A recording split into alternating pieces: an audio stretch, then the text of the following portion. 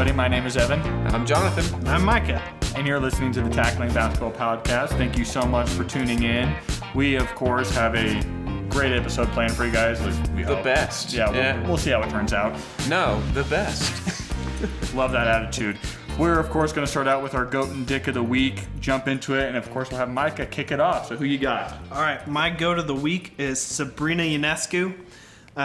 Shortly coming off of her three-point contest that she broke the men's and women's record in shots, which is just insane. And then yesterday went on a tear, beating the Las Vegas Aces, scoring 31 points off of 6 of 10 shooting. With some of those threes was like watching Dame or Steph take shots, where it was she would like jump, turn in the air, shoot it. I was like, there's no way this can go in, and just drains every single one of them. She's playing really well right now, on pace to break the record of threes in a regular season. So she's my GOAT of the week. Yeah, and a pretty dry week. I think that's a pretty good GOAT. Even beyond the dryness of the week, that's a really good GOAT. She was very impressive in that three-point contest, and she's been impressive all season, especially for a second-year player. Is that right? Third year. Third year, yeah. Oregon strong, baby. My GOAT of the week this week is Sean Payton, of course, because, oh my goodness, did he destroy Nathaniel Hackett. He came out later and probably properly said, I'm sorry, I wasn't wearing my coaching hat. I was wearing my analyst hat for that rant that he went on. But, man, he laid into just everything that made the Broncos bad last year. And top to bottom, covered it all. Covered players, covered attitude. But, like, really hung home with Hackett. And just, like, how he fought so hard to win, like, the media in preseason, fought so hard with how he just was trying to be a friend more than a coach. And, man, Hackett really, like, tried his best to defend his actions in that Hall of Fame game. What FS1 called a must-win game for the Jets, which I almost made them my dick of the week for doing so. It's a Hall of Fame game. It's not a must-win game, but that's beside the point. Nathaniel Hackett somehow managed to not surpass his offensive scoring average in that game, despite his team's scoring average last year to not even go above 17 points. But yeah, just really fun as a Broncos fan who has had almost no good news over the last few years to finally hear someone like rip into it from within the organization. So, good job, Sean, I guess. Yay, the Broncos are doing something positive. Way to go. We don't know that. They just pointed out negative. Which is a step. Yeah, it's the first step. To my GOAT of the week, this one might confuse some of my friends who have heard me go on rants about Steve Cohen recently, but GOAT of the week is Steve Cohen, the owner of the New York Mets. And I've ranted a little bit about how the Mets have spent $500 million this year and are not going to make playoffs, which that is just sucks. It's impressive. What I am giving Steve Cohen credit for, though, is the fact that he accepted the fact that they're not going to make playoffs. Traded away pieces, got great returns. No credit to the GM because Billy Epler's a freaking idiot. But the thing that I'm really crediting Steve Cohen for here is that he sent out a letter on Friday, coined to every single season ticket holder of the New York Mets, apologizing for this season, saying you came in with big expectations, we came in with big expectations, we did not meet them, and for that we're sorry. We're looking forward to 2024, 2025 to turn this team around and begin winning like we promised when we bought this team. Dang. And as a Mets fan, as a sports fan, that is the exact kind of owner you want, who takes accountability for their failures of running the franchise, who so clearly wants to win and cares about winning. He's a lifelong Mets fan and loves the Mets. He doesn't just care about the money, though I'm sure that's a big part of it, but he wants to go out there and win a World Series. And that letter right there proves it. So props to Steve Cohen. What an interesting strategy, too. Pay $500,000, but not for the players that you're buying, for the players that you're going to trade them for. It might work out well. We'll see. All right, and my dick of the week are the press releases following Jordan selling the Hornets. These just made me so happy to read because everyone has to talk very positively about everything that's happened in the last 13 years of the Hornets franchise, which has not been good at all. There's nothing good to talk about. So first off, we have Michael Jordan, after it being released that he was selling the team and making it official, said, "I'm proud of all that the organization accomplished." Right there. The exciting on-court moments, the return of the Hornets name, Charlotte hosting the 2019 NBA All-Star Game, and HSC becoming a true pillar of the community. Notice he did not say any playoff series wins or anything actually good about basketball. And then my favorite part was Plotkin and Schnall, the new owners of the Hornets, saying, "We want to thank Michael for this opportunity as well as support through this process. During his ownership, he brought stability to the Hornets franchise. Wow. Achieved many business milestones." Had to clarify business there. And reconnected and reinvested in the Charlotte community. The stability of the Hornets was bad stability. They made the playoffs 3 times in the last 13 years and never won a series. The only other teams in the NBA who did that were Minnesota and the Detroit Pistons. The Kings just barely broke that by winning a series. More notably, in his entire tenure as owner, they have 3 playoff wins. Yeah. Not even if they combined all of their years into one, they still don't win a series. So yeah, that was my dick of the week. Just having to be professional and say positive things about something that there's nothing good to talk about made me really happy. All right, my dick of the week. And we're going to go a little bit more into depth soon about some of the potential effects of this. But the Seahawks running backs have been so injured over the last couple of weeks. They have 5 rostered running backs right now, and every single one of them is hurt. So, like, you think about Kenneth Walker and the year he had as a rookie, and sort of the excitement going into this season. It was almost really surprising to me, someone who honestly thought the Seahawks drafted pretty well, to see that they took Zach Charbonnet as early as they did. Because you have Kenneth Walker, he's going to carry your team for a long time.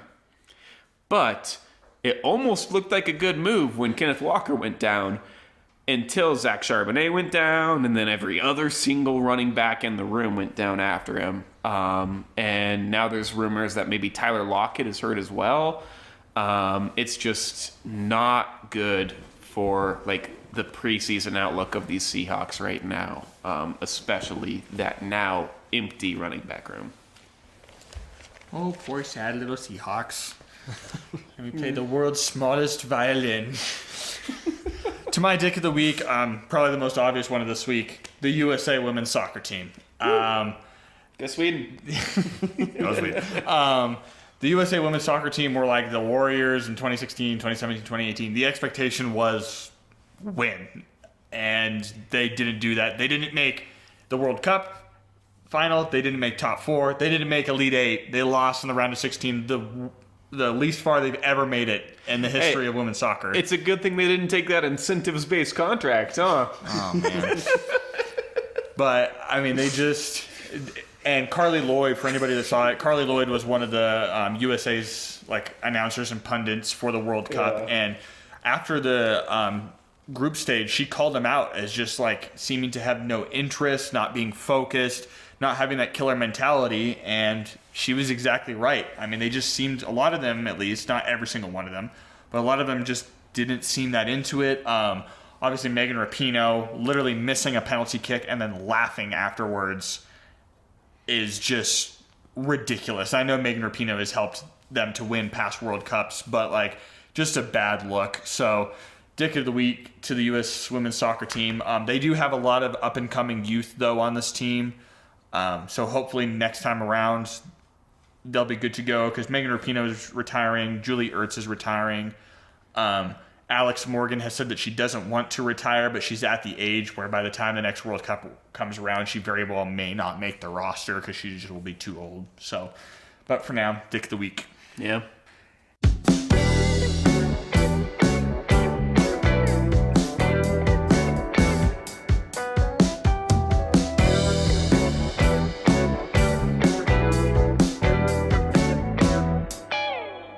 And now over to NFL news. Really just kind of one set of news, honestly, is the running back situation in the NFL. And we aren't talking about what Jonathan talked about with the Seahawks room being dead, though that does contribute to this conversation. What we're talking about is running backs wanting to be paid, wanting to get long-term contracts, and owners just going, no. And it is kind of a problem right now for the players, for teams. So we'll start out with Jonathan. What do you think of the situation? What's your take?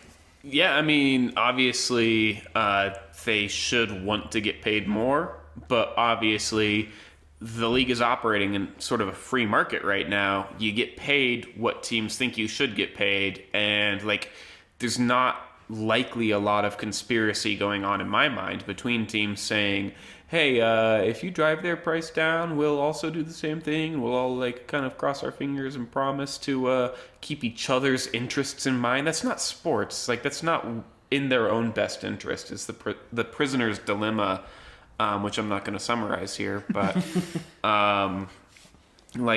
running backs are getting paid according to their market right now, in my mind, which is largely influenced, as we talked about with the Seahawks, by injuries. It's a position that often struggles through injuries and doesn't get to contribute as much or as many games as it normally should. It's also a position that analysis has shown in recent years has a surprisingly low impact on it. And I think the thing that I really want to hear Micah's input on the business side of this is there's some interesting things going on right now around the running back position where a lot of them are saying, you're not paying enough right now, so I'm going to accept a 1-year deal to be a free agent next year. A lot of them are saying, okay, I'm not going to extend. I'm going to be a free agent next year. A lot of them are saying, okay, I'm going to hold out so that next year I'm a free agent and get a contract. And so next year, the market's going to be flooded. And I feel like, if anything, this whole decision, this whole push that they're doing right now to try to get more payment might just have the reverse effect. Because there's going to be way too many of them, and a lot of teams still probably convinced that running backs are not worth it. Yeah. I mean, yeah, like you said, having that much opportunity for every team in the league to get running backs that are all high quality, it's going to be easier to pay them less because there's way more options. That's just what it is. I get where both sides of this are at. I understand why running backs want to make more and have longer contracts to secure it. It also makes sense why owners don't want to pay it. I feel like if I was a running back in this league, I wouldn't want to take the risk next year. Yeah. It's a dangerous position. Yeah, so it'll be interesting to see how next year's offseason looks and what these contracts actually look like. But seeing the comparison of wide receivers to running backs that are being signed right now, I also don't really blame running backs for holding out and hoping, because unless you're Christian McCaffrey, you're not really making huge money. So, yeah. I think that's running back's exact problem, though. Is they are all not acknowledging the fact that sports evolve, and you have to evolve over time. I mean, in the NFL, the fullback used to be one of the most important positions on the field, and now teams literally don't roster fullbacks anymore. on defense, the linebacker position at one point was arguably the most important position on defense, and now it's the edge and cornerbacks, because the most important thing is to get to the quarterback and shut down wide receivers. It's no longer containing the run game. It's the game evolves, and I think as running backs, they just have to realize that unless you're freaking Derrick Henry, where you can rip off 99 yards on a regular basis because you were just a human wrecking machine, you need to become a CMC. You need to become a Deebo Samuel. You need to become an Alvin Kamara, where you can play out of the slot, where you can catch passes as well as run.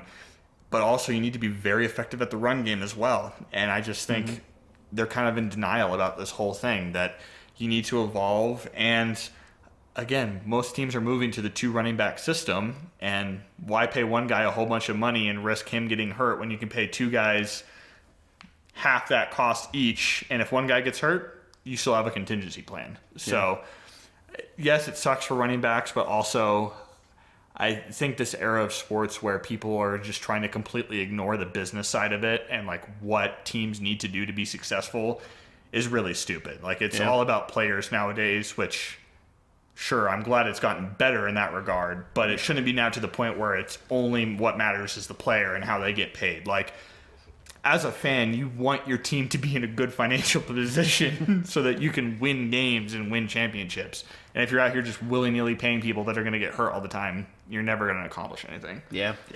I think the evolution bit was a good supposition as well, because you look at like other sports like the NBA and how certain positions have evolved even in like 10 years. Less than a decade ago, DeAndre Jordan was a first-team All-NBA center. Yeah. Like, his archetype was the most valued center archetype. And now he sometimes plays, even though he's, like, barely lost a step. It's just, like, he is less valuable in today's NBA. And it's the same thing with every sport. You need to, like, stay aware of the times. And, like, if you want to continue to get paid and be valuable, you need to evolve with the sport. And you know what? If you don't, the veteran minimum in the NFL this year is $900,000. Like, I know that a lot of these people live really extravagantly, but $900,000 is enough to retire on in a year and a half for almost anyone in America. Yeah. So, like... Well, and that's what makes like Saquon Barkley look like such an idiot. Yeah. He made that big deal about holding out. Like he talked all this crap about how the Giants were screwing him over. And instead of just playing on a franchise tag, which would pay him $10 million, he signed a 1-year contract to be paid $10 million and have $950,000 worth of incentives, where every single incentive requires him to hit his career best in all of his statistical categories. So he bitched, whined, and moaned to get paid the exact same. Because, sorry, Saquon, I don't see you topping your rookie yards, which were nuts, your rookie touchdowns, which was nuts, your rookie receptions, which was nuts. Like, so I just don't get it. Yeah. I mean, that contract can't hurt him, but also it most likely won't help him. And he also contributed to the problem that we said earlier, which is... everybody is available next year. Yep. This problem is not going away, like, within a year. The only way that they fix it in their minds, which is, I think they've started to realize it, because the thing that they're pushing for now is a new CBA, even though they just signed the old one. And this new CBA would force teams to pay them a certain amount, and, like, it's dumb.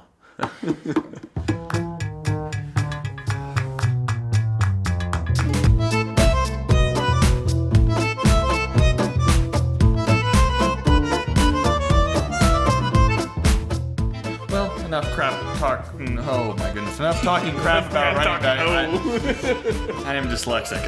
Time to move on to some division predictions. This week we got the AFC South coming up. As per every single week that Mike has been on this program, we have to put out the little censor here that Micah is not a big NFL guy. So, but with that said, I think I'm going to get all of these right. We're going to look back at the end of the season, and I'm going to have nailed every single record.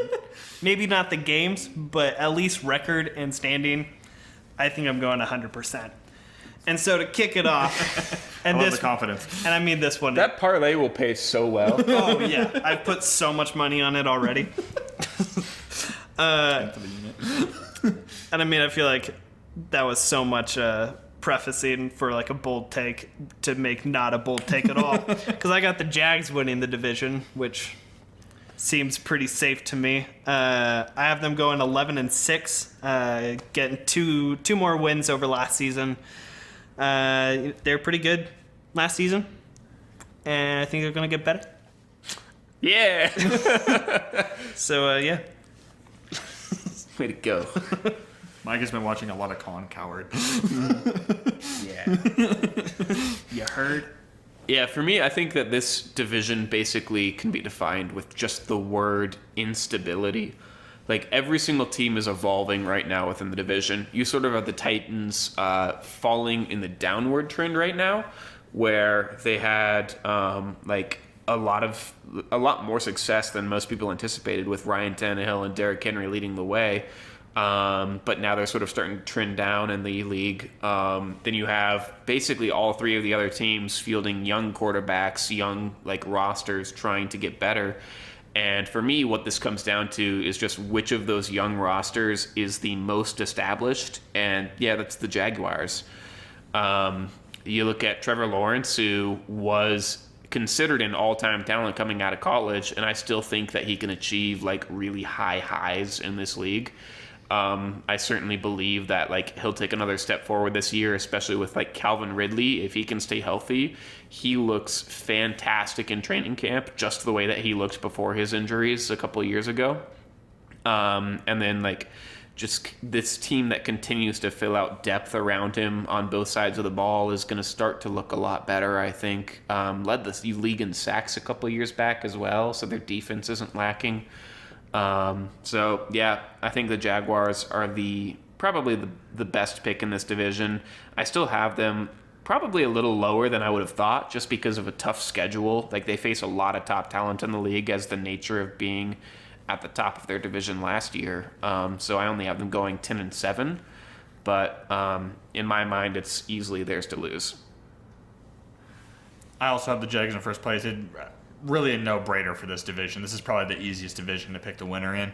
I have them going 12-5, higher than Mike or Jonathan, simply because I think we're going to wind up going 5-1 in their division. They'll take a Week 18 loss to the Titans because they'll likely be sitting a lot of guys, and the Titans can probably pull off a game against him. But they'll win the other 5.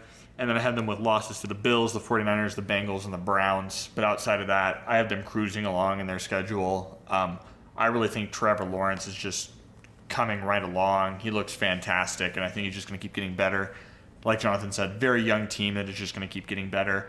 Adding Calvin Ridley is huge for them offensively. So we'll see where they go from here. But yeah, 12-5 for the Jags. Yeah, coming in second, I got the Titans going 6-11, taking a little bit of a step back from last year. I'm just gonna assume Derrick Henry gets injured again, and they're gonna hurt because of that. Amen, brother. Yep. So next up for me, with an impressive record of also 6-11, is the Texans. And Evan just made a funny face, and I agree with that funny face. Jonathan is inebriated. I mean, it's 6 wins, man. In fact, it's the Texans, man. Yeah, it's the Texans. For me, I really believe in C.J. Stroud, and I think he'll have a lot of success even really early in his career. I think that they have a couple of strong pieces on the defensive end, among them Derek Stingley, and that while they are certainly lacking for depth, that youth will prevail enough within this division, against other teams that are not as talented as most of the rest of the league, in order to come out with a few more wins than most people might expect, especially since they... Honestly, especially relative to the Jaguars, they have a really easy schedule. So they wound up winning or getting second in this division by tiebreaker with a record that doesn't matter because they are not making wild card. But still, maybe for your betting line, 6 wins. I also have the Titans going second, like Micah. I have them going 8-9, though. I also think the Titans have kind of an easy schedule. I have them getting wins against the Saints, Falcons, Panthers, Colts, twice against the Texans because they suck, Jonathan. Like I said, Week 18 against the Jaguars because I think the Jags will be resting people. And then I actually have them winning Week 4 against the Bengals because the Bengals the past couple seasons have had slow starts to the season. And I can see the Titans randomly taking one against them. I think the Titans have enough pieces that they are going to be able to fight their way to a mediocre season. I also think that Mike Vrabel is a fantastic head coach. I just think right now they are kind of saddled with a very old team and just one that Vrabel's kind of having to just deal with. He still hasn't been given a good quarterback, which sucks because I really want the Titans to be good. I like the Titans, but here we are. So I have the Titans going 8-9.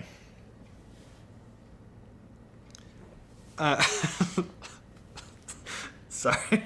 Jonathan Taylor. Yeah, That guy, yeah. Jonathan Taylor's the Colts guy, right? Yeah. Cool. Oh, yeah. Just had to confirm real quick so I didn't look dumb on here. Coming in third with the same record as the Titans, but I've Titans getting tiebreaker over them. I've got the Colts coming in also at 6-11. Similarly to how I feel like the Titans are going to lose Derrick Henry through injury, I think Jonathan Taylor is going to be lost from the roster. Is the correct way to phrase that. He's going to be lost from the roster. Yeah. Yeah. Yep. Oh, that's it. Yep, that's it. Okay. Coming in third for me, I have the Tennessee Titans. I think they're like so many tiebreakers deep with the Colts in my rankings, so I can't be certain. But I'm going to talk about the Titans first. They have, to counter Evan's point about why the Texans are the worst team in this division, the Titans have the worst defense in this division, almost inarguably. They might have the worst offensive line in the entire NFL. They have Derrick Henry. They have a couple of semi-established quarterbacks, but I think they are just like broken in so many positional categories that they are not going to do very well at all in this league. And I'm hoping that Derrick Henry can stay healthy. I'm hoping that he can sort of like do his best to elevate this broken roster.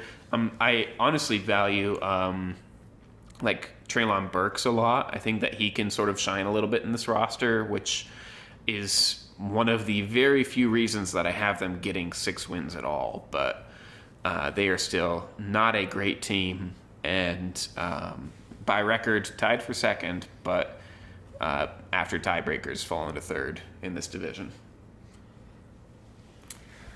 Really scares me that I continue to pick just like Micah picks. I got the Colts third in the division at 6-11. I need to rethink my life. I think the Colts are so weird to me. I have them starting out very rough to the season through Week 10, only picking up 2 wins against the Titans and the Panthers. But then from Week 12 to Week 18, I have them getting 4 wins against the Bucs, the Falcons, the Raiders, and the Texans, all crappy teams. I believe in Anthony Richardson a bit more than Jonathan does. I also think Anthony Richardson provides something that the Colts have not had at quarterback since Andrew Luck, which is dynamic playmaking ability, because he has extreme athleticism. He has an absolute cannon for an arm. We'll see if he'll be able to turn that into, or actually utilize that in NFL games. But he will be able to throw on the run. He will be able to move around, extend plays. So I think that will help the Colts out a little bit. But yeah, mediocre season. Nothing going on for the Colts. And to finish out my division, I've got the Texans. What? Are you stupid? I've got them going 4-13, only beating the Steelers, Saints, Cardinals, and the Titans in Week 17. Again, because Henry's going to be injured. I agree with Jonathan. I think C.J. Stroud is going to be fun to watch. I think he's going to be pretty good. I don't think the team has enough around it for it to make a difference this season. But he's the one bright spot I see, at least. Yeah, for my fourth team in this division, I have the Colts, also at 6-11. Three-way tie between my bottom three teams, which shows just how uncertain I am of any of these rankings for them. But also, I think that the biggest holdback for them is Anthony Richardson.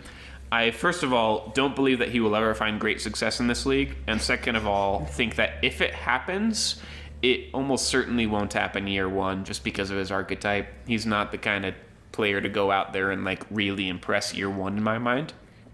But I will say, as a quick preview and a quick point of optimism for them, Josh Downs, go buy him everywhere you can. I own him in literally every fantasy league I have, and I think that he will be very impressive this year. A rookie wide receiver paired with a rookie quarterback who is already showing a lot of chemistry in camp.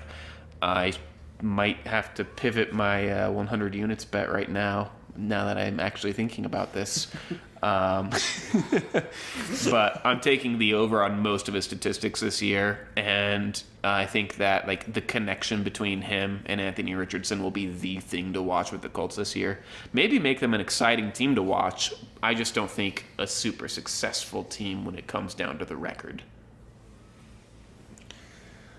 I'm getting spooked now because I also have the Texans going 4-13. Thank God I picked different games than Micah did to win. It should be making you feel more confident. You've got a genius on your side. Everything that Jonathan just said about Anthony Richardson, I think about CJ Stroud. I have very little confidence about CJ Stroud. I actually liked CJ Stroud a lot going into the draft.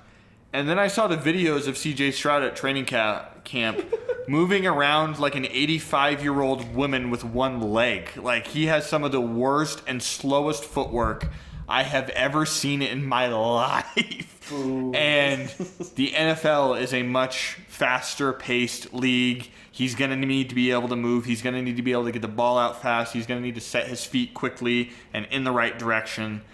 And I just have concerns about that for him. And then the Texans roster is also hot garbage outside of him too. So Texans last place in the division.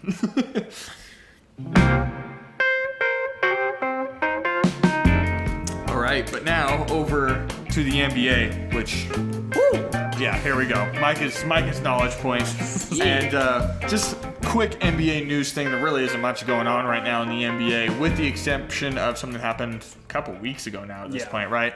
Which was the NBA's memo to Damian Lillard, which was essentially a cease and desist order for him and his agent to not go around saying he will only play for the Miami Heat. And they apparently like interrogated Damian Lillard and his agent about like, did you actually say this? And like, why would you say that? And so now here we are, and we'll kick it off. Micah, what do you think about the situation? Yeah. First off, I don't think Dame would ever not play for a team if he got traded there. He has too much class and too much respect, I think, to ever actually do that. Even if he went to, like, Charlotte, I couldn't imagine him just going out and being like, I'm not going to play. Also, I don't think that this memo is really going to do anything because, yeah, there are, like, anti-tampering laws in the NBA that don't get followed because free agency signings happen the second after free agency opens, and you're like, oh, but you were supposed to talk to people, but everyone knows where everything's going. It's a joke. I will say, though, I'm all for the league trying to kind of control the players a little bit. The last few years, probably 5 years, we've seen a lot more player empowerment, which I think is a good thing in comparison to where we are at. Also, as just a fan of the sport, I feel like it overcorrected a little bit. There's, like, I want to see a lot of free agents. I'm so tired of seeing just, like, big signings with the intention to trade them. I understand why it happens. It benefits both teams. It gets boring to me as a fan of the game who just wants to see big offseason signings. So I appreciate the league saying, hey, let's, like, try to at least not be blatant about how much control players have. But realistically, I don't think it's actually going to do anything. It was too late. I mean, that's the thing is like, I'm kind of mad at Dame and his agent for ever saying those things to teams. And like you, I don't believe them. I mean, I believe that it was said. I don't believe that they would act on it. Yeah. Which saying it is the big problem. And it's come out since then that like, even still, Miami is the only team pursuing Dame. Well, duh, because it's already been said. Even if they're getting told, you're not allowed to say that now, like, it's already been said. Yeah. And so it will continue to, like, affect the trade price for Dame. It will continue to affect, like, the way that other teams look at trading for Dame. And in the end, he will go to Miami for too little capital. And that's a problem that I think, I mean, I feel like it should already be punished more than just like a public statement. It was not okay within like the way that basketball should operate. Yeah. Yeah, I agree. Like, as much as I don't want to sit here and say Dame should have been fined, he probably should have been fined. And I'm not sure I actually believe he said, like, I will only play for the Heat. I wouldn't be surprised if it kind of got lost in translation. He simply just said, that's where I want to go. And his agent was telling other general managers, like, which is the same thing. I mean, yeah, even if it was just, I would be unhappy with any other team, you don't want to trade a lot of assets for someone who would be unhappy. Yeah. But, yeah, he should have been fined. The NBA needs to, like, this statement was the NBA trying to fix this contract problem that they created themselves with a little, like, slap on the wrist. Like they're doing nothing. Because, I mean, they obviously shut down tampering a long time ago, and they've had penalties for tampering for a while. Then they tried to make it so that free agents wouldn't leave teams by creating the whole Supermax system and all that. But now players just go, okay, I'll sign a Supermax, and then I'll just ask to go somewhere else. And for the past few years, teams have just been going, well, okay, if that's how you feel, like, we'll trade you away. And the only team that has said, screw that, was, oddly enough, the Brooklyn Nets when Kevin Durant asked out at the beginning of last season, and the Nets still had a prayer to contend. So they were like, we're not fucking trading you. What do you think, we're crazy? And then their season went to trash, and they're like, okay, now we'll trade you. But, like, the Nets have been the only team, like, in the past decade to actually go, no, you have no power here. You're signed for 4 years. Like, you can either say, I'm not going to play basketball, and you won't get paid, or you step out on the court. And that's what teams should be doing. Like, in this situation for the Blazers, it's probably best for the Blazers to trade Dame at this point, if we're being honest with ourselves, so it doesn't matter too much. But if they were in a Brooklyn Nets situation where it's like, you can contend if you keep them, like, teams need to freaking nut up. Yeah. Okay, bold idea here, but the way that the league might be able to fix this, if it's provable that the NBA player asked out, then their contract defaults underneath Supermax, even if they were at that level, to like below where the bird right would be for that team. Oh. That way, like, the player, like, they have to give up the money if they wanted to pretend that they were a free agent. And it makes it easier for other teams to work around it, to trade for it. I kind of like that. I don't like, it will never be enforced. No. It's also of it. hard to prove, too, because, like, at that point, they just get more secretive about it. Yeah. But, like, at the same time, right now, players, because I'm going to predict this right now. Anthony Davis is going to do this in 2 years. Oh, yeah. He just signed a max contract that would not have been possible in free agency, but he signed it with the Lakers because it's an extension. And when LeBron inevitably leaves to play with Bronny, Anthony Davis will ask for a trade. Yeah. Because he wanted a lot of money, but he, in the back of his mind, he also knew, hey, if I want to be a free agent again in 2 years and still get a lot of money, I can do that by signing the extension and asking for a trade. Yeah. Which is broken. Like that alone breaks the NBA's like idea of bird rights and max contracts. And the only way in my mind to remedy it is to penalize players for being traded, which is going to be difficult to get into the CBA, but I'm going to call it right now. In 2 years, Anthony Davis is on the Thunder. yeah, maybe. He's so weird. Calling it. Also, a few weeks ago when I said that the only thing the MLB did right was the home run derby, never mind, I'm adding a second thing to it. The MLB is the only league that does young player contracts in an intelligent way that gives teams an actual chance to rebuild. Because the NFL certainly doesn't. Who cares? Franchise tag? Yeah. Everybody hates that shit. You can Arbitration. Ah. All right. But with that, now on to some NBA trivia. Our first trivia segment on here. And did I steal this format from some TikTok creators I saw? Absolutely. No one cares. Will we credit them? I don't know. I don't know the name of their account. I am so. I'll link it. I'll link it in the description. I'll be a better person than that. But the category for this, I will be kind of leading it. Jonathan and Micah will be answering. We are going to do NBA Defensive Player of the Years from, just a second, I lost my mouse, from 1997 to 2023. They're going to go back and forth. They have to obviously call out the year. They have to give me the player's name, and it's 3 strikes, you're out. So if you get 3 wrong... Can't Google this. I Googled flip a coin. Yeah. Micah, do you want heads or tails? Tails never fails. All right. Rigged. I would like to go second. Okay, so Michael will be going first. Year and player. Yeah, I mean, I guess I'll go with the easiest one. I'll go 2023 Memphis Grizzlies, JJJ. Oh, what a surprise. Yeah. 2021 Utah Jazz, that's Rudy Gobert. That is correct. 2022 Celtics, that's Marcus Smart. That is correct. 2019 Utah Jazz, that's Rudy Gobert. Yes. Don't take this from me, Micah. Yeah, I'll let you have it. I'll go 2020 Bucks. I'll go Giannis. Yep. 2018 Jazz, that's Rudy Gobert. All right. No more Jazz. Okay. 2017 Warriors, Draymond. Yep. Alrighty. Here we go.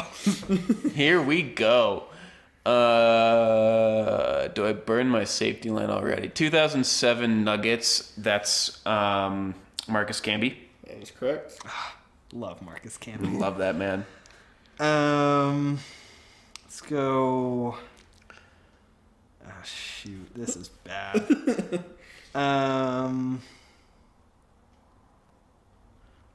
2011 Magic. Is that Dwight Howard? Yes, it is. Okay. 2016 Spurs. Is that Kawhi Leonard? Is that your final answer? Yeah, unfortunately. Yes, it is Kawhi Leonard. Cool. 2010 Magic, Dwight Howard? Yeah. 2015 Spurs, Kawhi Leonard? Yep. 2009 Magic, Dwight Howard? Yep. There's a lot of duplicates in here. It makes it a little obvious, but Oh, man. we're whittling down to the individual guys here. Yeah.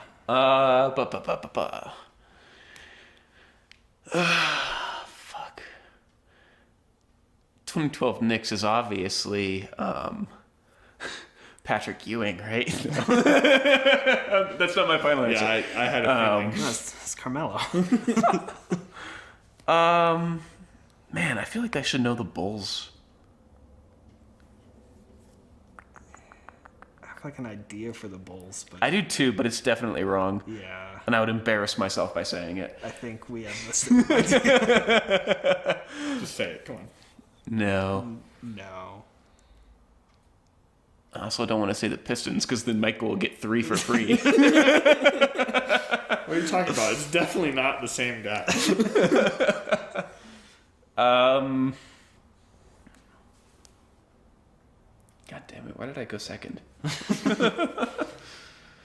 All right, you got 10, 9, 8. 2001 Sixers is Allen Iverson. That is incorrect. That's a Damn it. strike for Jonathan. Sweet. All right. Is 2013 Memphis? Is that Marc Gasol? It is Marc Gasol. Damn. Yeah, I lost this one. Just get 2 more wrong right now. You might as well shoot your shot on whatever you thought for the Bulls. No. I don't want to be embarrassed. Steve Kerr. I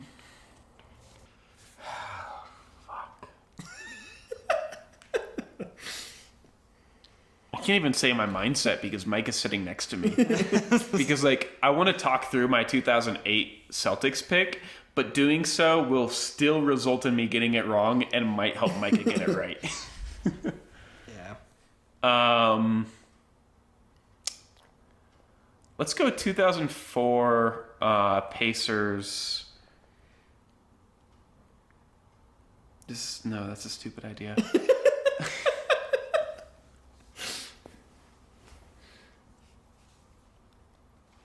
Yeah, because he wasn't still in the league. That's a stupid idea. Well, Reggie Miller. No. Oh, it's got to be Paul George. He wasn't good enough yet, right? It might be. He wasn't in the league in 2000. The fact that it took you that long to get But to also, but the guy that I wanted to pick was out of the league by then. I'm 90%. Dude, just shoot your shot at this point. No. Okay, you got 10, 9, 8. 97 Hawks. Mutombo. Dikembe Mutombo, yes it is. Sick. 98 Hawks. Fuck you!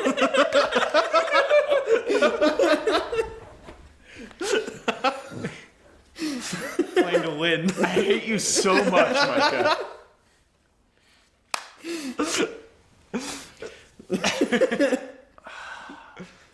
Do you have a pick? You said that you didn't want to say the Pistons. Dude, if you have an idea for the Pistons, you might as well throw it out. Derrick Rose. For the Pistons? No, not the Pistons, the Bulls. That is incorrect. Yeah. No reveal? Is the Bull? Oh, are we hiding it until? Yeah, Okay. Oh. Is the Bulls Joakim Noah? it is Joakim Noah. Well, damn. I'm definitely out. Fuck you for copying Mutombo. I'm just happy I got that one at least. Yeah, that's a good one.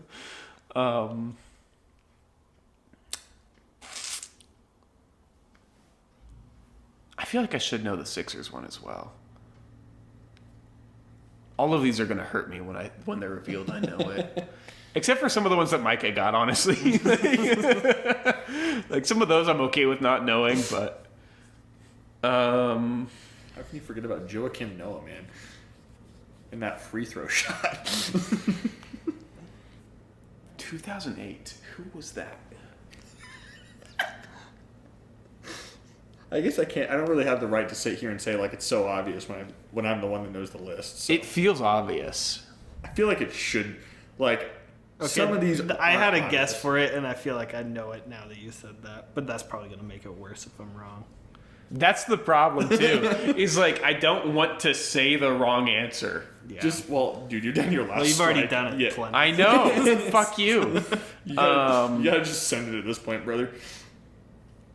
All right, you got 10, 9, 8, 7, 6, 5, 4. 04, debt left shrimp. No. Incorrect. Jonathan's out. Micah, do you want to try and run the table, or do you want to just know the answers? I'll see if I can get a have to try. few. 2008 Celtics, is that KG? Yes, it is. Okay. I didn't realize he was that long in the league. That's so many Pistons in a row. I feel like that's got to be obvious, but I can't think of who that would be. Are the Miami ones Shaq? No. Okay.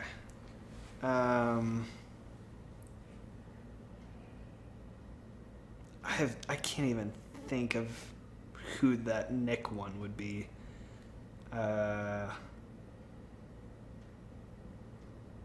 Yeah, I don't have any of these other ones. 2012 New York Knicks, Tyson Chandler. Oh, interesting. All of the Pistons, Ben Wallace. Okay, yeah, that makes sense. Yeah. Oh, what happened? You're typing text in the box instead of deleting it. Technical difficulties. The Pacer, 2004, Meta World Peace. 2001. You typed in Meta World Peach. You weren't supposed to say that. It would have made the final cut. We'll fix it in post. All right, 2001 Sixer, Dikembe Mutombo. And then 2000 and 1999 Miami Heat, Alonzo Mourning. Okay. Back-to-back years. Yeah.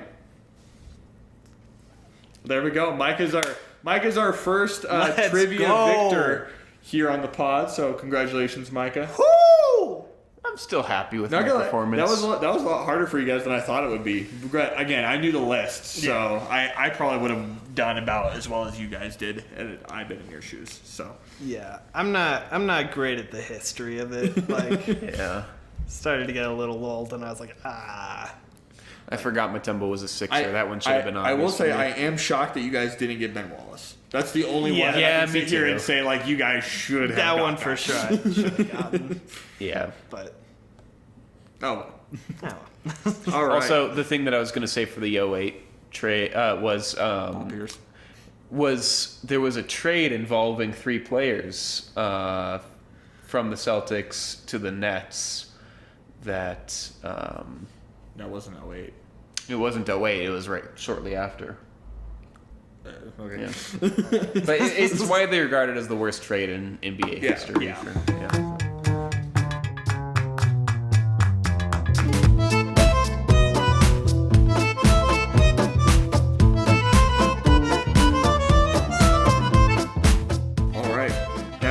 Up, we got our betting segment, 100 units and 10,001. Micah, we'll start it out with your 100 units bet of the week. 100 units.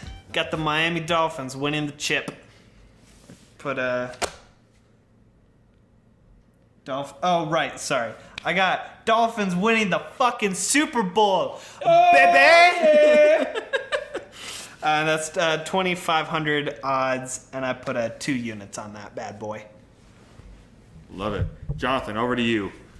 Yeah, my 100 units bet of the week is very spontaneous because I remembered during my rant on the Colts. Josh Downs for the Offensive Rookie of the Year at plus 8,000, just doing a half a unit on that one. But if Anthony Richardson will find success, it will be with him. So, Like it. All right, to my 100 units bet, I got the Baltimore Orioles winning the fucking World Series, baby. Going 1 unit down at plus 1,200 odds. Really been liking what I've been seeing from the Orioles recently. They're a young team, but damn, they are good. And I got some Oregon State players on there, so you'll love to see it. Yeah. All right, now over to 10,001. Micah, what you got? Put a parlay bet on the FedEx Cup coming up this weekend. So I got Ricky Fowler going top 5, John Rahm going top 10, Fleetwood going top 20, Zahith Theegala going top 30, and Ryder going top 40. woo!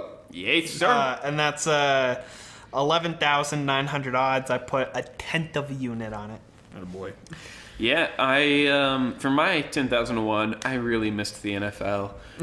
And currently we're in the preseason. Preseason is fucking random garbage. So my bet is fucking random garbage.